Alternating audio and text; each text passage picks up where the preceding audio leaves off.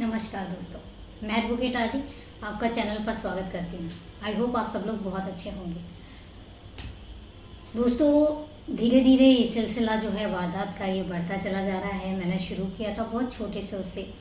जब पहला एपिसोड शुरू किया था तो उस समय पर लगा था कि शायद मैं इसको ज़्यादा लंबा नहीं लेके जा पाऊँगी, लेकिन आपका प्यार, आपका सहयोग इतना है और आपके जब कमेंट आते हैं तो आप वो मोटिवेशन इतना मिल जाता है कि फिर आगे एक और एपिसोड बनाने के लिए मैं प्रेरित होती हूँ और उसके बाद प्रेरणा मिलती है तो फिर से एक एपिसोड बनाती हूँ। मेहनत बहुत लगती है, ऐसा नहीं है। अभी भी देखिए लाइट नहीं है, पंखा चला नहीं सकती क्योंकि फिर आवाज़ आती है, एसी चल नहीं रहा है। तो अब आप देखिएगा, ह्यूमिडिटी का मौसम है, लेकिन उसके बावजूद आप तक वीडियो पहुँचाना है। आज का शेड्यूल थोड़ा सा टाइट था। चलिए ज़्यादा वक्त ना लेते हुए वारदात शुरू करते हैं। उससे पहले मैं यही कहूँगी कि अगर आप चैनल पर नए हैं तो परिवार को बड़ा करने में सहयोग करें, सब्सक्राइब करें चैनल को, बेल आइकन जरूर प्रेस करें फर्दर नोटिफिकेशन के लिए। और इसके अलावा अगर आप वारदात के बारे में कुछ भी कहना चाहते हैं तो कमेंट बॉक्स में जाके आप कमेंट जरूर करके मुझे बताइए। और उसके साथ साथ अगर आप कोई सजेशन देना चाहते हैं तो सजेशन जरूर दीजिएगा, अप्लाई ज़रूर होगा। तो चलिए दोस्तों, वारदात के बारे में बात करते हैं। ये वारदात है अब से लगभग 26 साल पुरानी है, 1997 के समथिंग। 1997 में दिल्ली में एक जगह है सुल्तानपुरी इलाका, और वहीं का एक थाना है सुल्तानपुरी। ये वहाँ की घटना है। सुल्तानपुरी में 1997 में एक सुबह कुछ लोग होते हैं, वहाँ पे एक छोटी सी नदी टाइप का कह लो या नाला टाइप का कह लो, वो है। वहाँ पर लोग निकल रहे होते हैं तो वो एक गठरी देखते हैं पड़ी हुई नदी में। तो उनको कुछ सस्पिशियस लगता है तो वो क्या करते हैं, वो पुलिस को फ़ोन कर देते हैं। पुलिस को फ़ोन करते हैं, पुलिस मौका वारदात पर पहुंचती है। जब गठरी को खोला जाता है तो गठरी में लाश होती है। लाश देखते ही पुलिस वाले भी भौचक्के रह जाते हैं, आसपास के लोग भी भौचक्के रह जाते हैं। अब चलो, जैसे तैसे लाश को जो है कब्जे में लिया जाता है और उसको सब्जी मंडी मुर्दा घर लेके आया जाता है। अब एक बात मैं आपको बता दूं, जो सब्जी मंडी मुर्दा घर है, दिल्ली का एक इलाका है सब्जी मंडी, वो जो मुर्दा घर है कहते हैं वो देश का सबसे बड़ा मुर्दा घर है। और दोस्तों, वहाँ पे इस टाइप की डेड बॉडीज, इस टाइप की लाश देखने को मिलती हैं कि अगर आप वहाँ पर एक बार चले गए तो सच बताऊं तो आप दोबारा, पहली बात तो वहाँ जाना नहीं पसंद करेंगे, और दूसरी चीज़, अगर आप चले गए तो ये समझ लीजिए कि 24 घंटे आपको खाना खाने से पहले वो तरह तरह की जो लाशें हैं वो आपके दिमाग में आती रहेंगी, और आपका मतलब जो मन है वो बहुत ज़्यादा मूड ख़राब करने वाली सिचुएशन होती है। तो सब्जी मंडी जो मुर्दा घर है वहाँ पे वो लाश को रखवा दिया जाता है। अब उसके बाद तलाश जारी होती है कि आखिर ये कहाँ की है। अब एक चीज़ तो क्लियर थी कि वो जो लाश है वो एक महिला की है, और उसके अलावा उसकी जो बॉडी है उसमें से कुछ चीज़ें बरामद होती हैं। और वो चीज़ें होती हैं, एक तो उसके गले में से एक धागा मिलता है, और धागे में ही चाबी का एक गुच्छा जो है वो लिपटा होता है, और उसके अलावा हाथों की चूड़ियाँ बरामद होती हैं, बिल्कुल सही सलामत होती हैं। तो पहली नज़र में ही जो केस था वो मर्डर का कंफर्म था, और उसका रीज़न ये था कि जो डेड बॉडी है वो एक गठरी में बंद हुई थी। तो समझ में आ रहा था कि इसका मर्डर हुआ, और मर्डर करने के बाद जो लाश है वो यहाँ पे फेंकी गई है। अब उसके बाद लाश जो थी वो कॉटन की रजाई में थी। अब जो पहले कॉटन की रजाइयाँ बनती थी, आजकल तो बहुत ही वैरायटी आ गई है, लेकिन लाश जो है वो कॉटन की रजाई में थी। दूसरी चीज़, जो उसकी कदकाठी थी, कदकाठी देख के, उसकी जो बॉडी थी पूरी, उसको देख के ऐसा लग रहा था कि शायद ये जो लेडी है ये नेपाल की है, और अगर नेपाल की नहीं है तो नेपाल से जो कनेक्टिंग बॉर्डर है ये वहाँ की है, बिहार की। तो शुरुआती में देख के यही लग रहा था, और उसके बाद फिर उसकी छानबीन शुरू हो जाती है। लेकिन कुछ ही समय होता है कि जो पुलिस वाले इस केस को भूल ही जाते हैं, लगभग भूल से जाते हैं। उनको मतलब याद ना के बराबर याद रहता है। पर इसके बाद चूँकि लाश जो है वो मुर्दा घर में थी, तो जो डॉक्टर हैं, जो फोरेंसिक एक्सपर्ट है, वो इसका पोस्टमार्टम करने का डिसाइड करते हैं। और जब पोस्टमार्टम होता है तो पोस्टमार्टम से कुछ चीज़ें हैं वो क्लियर होती हैं। पहली चीज़, उस औरत के सर पर चोट के निशान थे, मतलब एक गहरा चोट का निशान था। इससे पता चल रहा था कि किसी भारी चीज़ से उस महिला के सर पर मारा गया है। दूसरा, उसके गले पर भी निशान थे, तो इसका मतलब कि उसके गले को दबाया गया है, मतलब उसका गला दबाकर उसे मारा गया है। दोनों ही तरह से उसको मारा गया है। पहले उसके सर पर चोट पहुंचाई गई किसी भारी चीज़ से, और उसके बाद फिर उसका गला दबाकर उसको मारा गया है। ये चीज़ें पोस्टमार्टम में पता लगती हैं। तीसरी चीज़ ये भी पता लगती है कि ये महिला बिहार की है, नेपाल की नहीं है। रीज़न ये होता है कि पहली बात तो पहनावे से, दूसरी चीज़ क्या होती है, पोस्टमार्टम में बहुत सारी चीज़ें जो है वो निकल के आती हैं। जैसे पेट के अंदर फूड वगैरह होता है, फूड किस टाइप का है, कैसा है, तो उन सारी चीज़ों से वहाँ का प्रॉपर एरिया का पता लग जाता है कि किस टाइप के फूड खाए जाते हैं। तो इस तरीके से बहुत सारी चीज़ें थी जिससे ये क्लियर हो रहा था कि ये जो औरत है मरने वाली, ये जो लाश है, ये औरत जिस औरत की है वो बिहार की है, नेपाल की नहीं है। तो ये सारी चीज़ें जो है वो क्लियर होती हैं।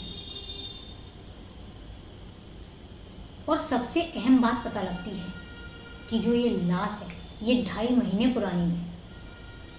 इसका कत्ल जो है वो आज नहीं हुआ है, ये 2.5 महीने पहले हुआ है। अब जब ये चीज़ डॉक्टर, चूँकि एक्सपर्ट जो थे वो के एल शर्मा जी थे, तो जब के एल शर्मा ये चीज़ बताते हैं तो जो एसएचओ हैं, एसएचओ उल्टा डॉक्टर पर ही भड़क जाते हैं कि ऐसा कैसे हो सकता है। आप कह रहे हैं कि जो ये लाश है ये 2.5 महीने पुरानी है, लेकिन 2.5 महीने में तो लाश गल के बिल्कुल ख़त्म हो चुकी होती है, हमारे हाथ भी कुछ नहीं आता। इस पर डॉक्टर कहते हैं कि ऐसा नहीं होता है, साइंस में कुछ चीज़ें होती हैं, लाश को गलने के लिए भी कुछ चीज़ें ज़रूरी होती हैं। कितना पानी होना चाहिए, कितनी नमी होनी चाहिए, कितनी हवा ट्रांसफ़र होनी चाहिए, मतलब बहुत सारी चीज़ें होती हैं, बहुत बारीकियाँ होती हैं साइंस में। तो डॉक्टर जब उसको बताते हैं तो वो मानने के लिए तैयार नहीं होते। तो वो कहते हैं कि ये रीज़न इसलिए रहा है क्योंकि पहली बात तो जो गठरी है, जो लाश है वो गठरी के अंदर बंद थी, तो उसको हवा कम मिली। दूसरी चीज़, जब वो पानी के अंदर थी तो जहाँ पर वो गठरी थी वहाँ पर पानी जो है वो ना के बराबर था, थोड़ा सा ही था। तो लाश का कुछ पार्ट जो है वो गला है, बाकी जो कुछ पार्ट है वो सही सलामत है। इस पर एसएचओ हैं तो एग्री नहीं करते, और उसके बाद वो इंटरेस्ट भी नहीं लेते। सही बताया जाए तो वो इंटरेस्ट ही नहीं लेते हैं कि इस केस की तहकीकात भी हो। कई बार होता है जब कोई, कहते ना, एफआईआर नहीं होती, जब कोई इन्वेस्टिगेट, मतलब कोई वरी नहीं होता, तो लोग थोड़ा सा केयरलेस हो जाते हैं। और जिस हिसाब से उस महिला का लग रहा था, तो लग रहा था कि ये लेबर क्लास है, तो इस वजह से पुलिस जो है वो बिल्कुल भी, मतलब क्या बोलूँ, एक तरह से इंटरेस्ट नहीं लेती। सबसे बड़ी बात ये होती है। अब इसके बाद डॉक्टर कहते हैं, उन्हें लगता है कि अब पुलिस तो कुछ कर नहीं रही है, अब एक काम करते हैं, अब मैं ही कुछ करता हूँ। क्योंकि जब मुर्दा घर में लाश रखी होती है तो उसका एक प्रोसीजर होता है कि इतने टाइम के लिए उस लाश को आप मुर्दा घर में रख सकते हैं, उसके बाद आपको उस लाश को डिस्पोज करना ही होगा, चाहे वो दफन करके, दफना करके करें या फिर संस्कार करके करें। तो पुलिस, डॉक्टर क्या करते हैं, डॉक्टर एक डमी तैयार करते हैं, सेम जिस हाइट की, जिस हेल्थ की वो औरत थी, उसी सेम उसकी डमी तैयार करते हैं।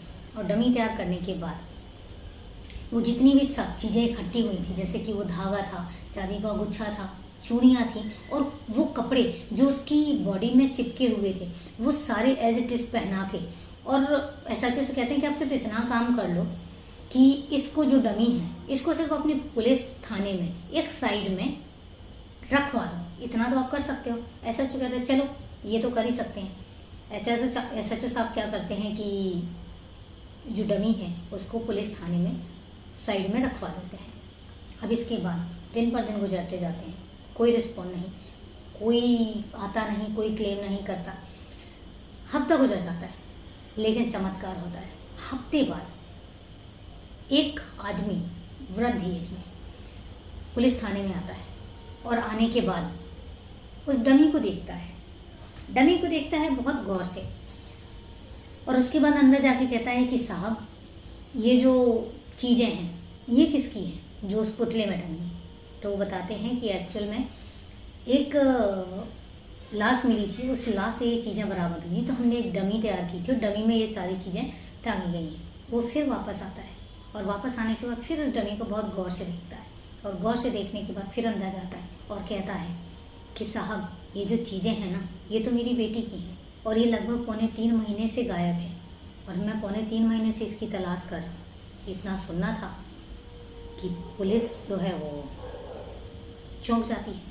पहली बात तो उनकी आंखों में चमक आती है, लेकिन उसके बाद वो उससे पूछते हैं कि अगर 2.5-3 महीने से तुम्हारी बेटी लापता है तो तुमने पुलिस में रिपोर्ट क्यों नहीं दर्ज करवाई। तो वो आदमी बताता है कि साहब 3.25 महीने पहले मैं इसी पुलिस थाने में, सुल्तानपुरी पुलिस थाने में आया था और मैंने रिपोर्ट दर्ज करवाई थी। जब ये बात SHO साहब सुनते हैं तो हक्के बक्के रह जाते हैं। अब वो एक्शन तो लेना था, तो अपनी जितने भी अपने अंदर पुलिस थी उनको बुलाते हैं और उनको अच्छे से डांट फटकार लगाते हैं, जो भी फॉर्मेलिटी खाना पूर्ति करनी थी वो करते हैं। उसके बाद फिर पूछते हैं कि तुम्हारी बेटी कहाँ रहती थी। वो प्रॉपर इलाका बताता है। इलाका बताने के बाद कहता है कि मेरी बेटी मेरे दामाद के साथ रह रही थी। जब पुलिस वाले उस एरिया में जाते हैं तो देखते हैं कि उसके घर में ताला लगा हुआ है। जब आसपास वालों से पूछा जाता है तो वो कहते हैं कि लगभग 3.25 महीने से ये आदमी यहाँ पर नहीं है और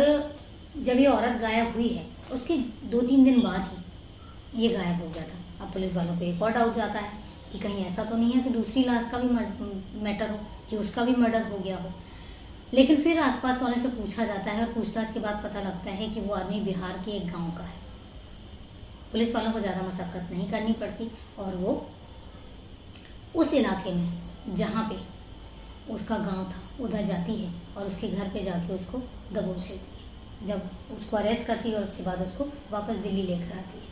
दिल्ली लेकर आने के बाद जब पूछताछ की जाती है तो वो आदमी कबूल कर लेता है कि हाँ मैंने ही अपनी बीवी का कत्ल किया है। जब वो कत्ल की वजह पूछते हैं तो वो कहता है कुछ भी नहीं साहब, बस ये लड़ती झगड़ती बहुत थी और ज़्यादा टोका टाकी करती थी, मुझे टोका टाकी बर्दाश्त नहीं थी और एक दिन शराब के नशे में मैंने इसको ज़ोर से मारा और ये बेहोश हो गई और उसके बाद फिर मैंने इसका गला दबा के हत्या कर दी और इसके बाद एक रजाई में उसको बंद करके वो जाके नाले में फेंक आया। पुलिस उसको अरेस्ट कर लेती है और उसके बाद चार्जशीट दाखिल करती है और जो केस है वो कोर्ट में चला जाता है। उसके बाद की कार्रवाई कोर्ट की मेरे पास अपडेशन नहीं है, अगर अपडेशन कभी हुआ तो डेफिनेटली आई टेल यू। तो ये थी पूरी वारदात कि कैसे एक डॉक्टर ने, कैसे एक फॉरेंसिक एक्सपर्ट ने इस केस को सुलझाया। जितनी तारीफ़ की जाए उतनी कम है, क्योंकि कई बार लोग आउट ऑफ द वे जाके इन्वेस्टिगेशन करते हैं।